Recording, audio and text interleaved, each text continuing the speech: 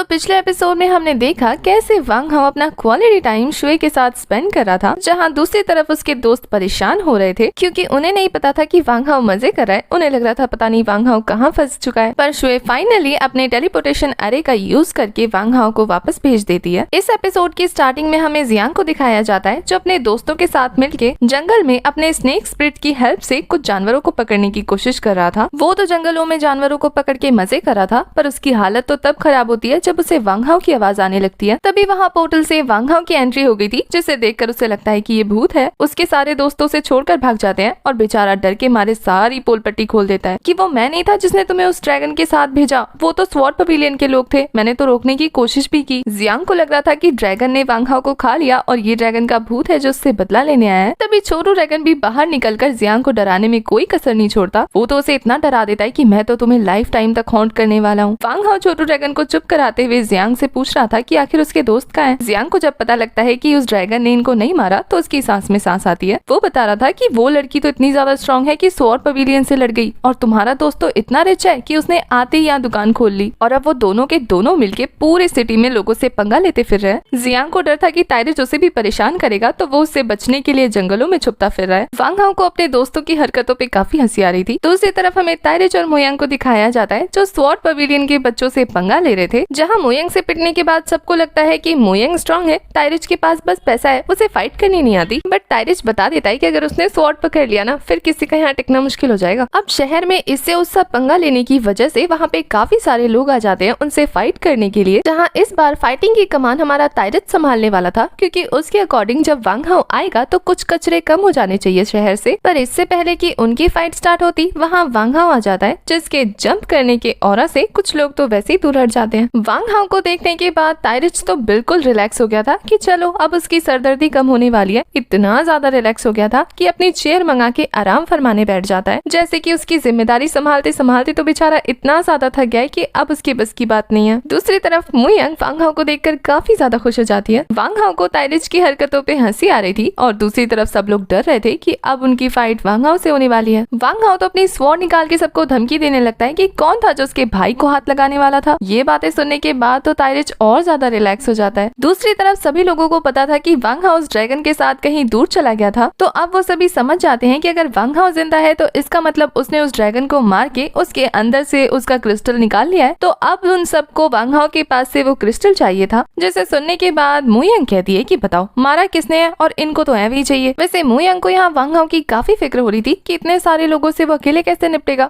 वो भी हाथ बटाएगी। दूसरी तरफ वांग हाओ सबको खुला चैलेंज देता है कि हाँ है मेरे पास, जिसको लेना है वो आके ले सकता है। पर इससे पहले कि उन सभी की फाइट स्टार्ट होती वहाँ ब्लैक वाटर सिटी के चीफ आ जाते हैं, जिन्हें तो टाइरिच अच्छे से जानता था कि ये पैट्रिच मू है जो यहाँ फाइट रुकवाने आया है। पर अब तो बहुत देर हो गई है, अब तो सबने एक दूसरे को चैलेंज भी दे दिया। पर चीफ मू आते ही सबको वार्निंग देते हैं कि कोई भी सिटी के बाहर फाइट नहीं करेगा क्योंकि उनका टूर्नामेंट स्टार्ट होने वाला है। ये सुनने के बाद तो सब लोग डर जाते हैं। साथ ही वांग हाओ कहता है कि अब तो उन लोगों को प्रॉब्लम खड़ी नहीं करनी चाहिए, आफ्टर ऑल सबके लिए टूर्नामेंट ज्यादा जरूरी था। पर तभी टाइरिच उठ के आता है और कहता है कि ऐसे कैसे, सभी को तो क्रिस्टल चाहिए था ना, वो भी वांग हाओ का जीता हुआ, वो भी इतना प्रीशियस है। तो चलो जिससे चीफ मू को भी प्रॉब्लम ना हो ऐसा रास्ता निकालते हैं, क्यों ना हम तुम्हारे बीच में एक छोटा सा फाइट कराएं, वो भी ऑफिशियल तरीके से, और जो भी वांग हाओ को हराएगा उसे ये क्रिस्टल इनाम के तौर पे मिल जाएगा। उसकी बातें उसे सारे एग्री कर रहे थे और यहाँ टाइरिच वांग हाओ को आंख मारते हुए कहता है कि ये उसका प्लान है, क्योंकि हमारे टाइरिच ने उस टूर्नामेंट की एंट्री फीस ही 10,000 रखी थी। जिसे सुनने के बाद वैसे तो सबकी सिट्टी पिट्टी गुल होती है, लेकिन अब वो क्रिस्टल भी तो चाहिए था, तो सारे कूद जाते हैं। इसके बाद नेक्स्ट सीन अरीना का दिखाया जाता है जहाँ काफी सारे लोगों ने पार्टिसिपेट किया था। मोयांग तो देखकर ही शॉक हो रही थी। साथ ही वांग हाओ के साथ फर्स्ट पे ही लड़ने आ जाते हैं वहाँ के मास्टर, जो कि एक ब्लैक स्पिरिट मास्टर थे। उनकी पावर को देख के मोयांग को थोड़ा सा डर लग रहा था कि वांग हाओ कर भी पाएगा या नहीं। पर यहाँ वांग हाओ तो उस मास्टर को खुलेआम चैलेंज देता है कि ट्राई करके देख लो अपनी सारी पावर्स के साथ। तो वो मास्टर भी अपने स्पिरिट बीस्ट के साथ वांग हाओ पर अटैक करते हैं। वहाँ चारों तरफ फॉग फैलने की वजह से किसी को नजर नहीं आता कि आखिर वहाँ क्या हुआ। पर हमें पता लगता है कि वांग हाओ ने अपने स्वॉर्ड के 2-4 अटैक से ही उन मास्टर को ढेर कर दिया। उन मास्टर की ऐसी हालत देखकर सब लोग शॉक रह जाते हैं कि आखिर ये कैसे हुआ, किसी को कुछ नजर क्यों नहीं आया। मोयांग भी शॉक होकर कहती है कि वांग हाओ तो पहले से भी ज्यादा स्ट्रॉन्ग बन गया है, ये कितनी जल्दी जल्दी ग्रो कर रहा है ना। जिस पे टाइरिच कहता है कि इसमें शॉक होने वाली कौन सी बात है, ऑफ कोर्स वो वांग हाओ है, वो तो ऐसा काम करता ही रहता है। मुझे तो इस बात का अफसोस हो रहा है कि मैंने एंट्री फीस 10,000 क्यों रखी, इसे ज्यादा रखनी चाहिए थी। उसकी बातें सुनने के बाद मो यंग भी लाइक और कितना छापोगे।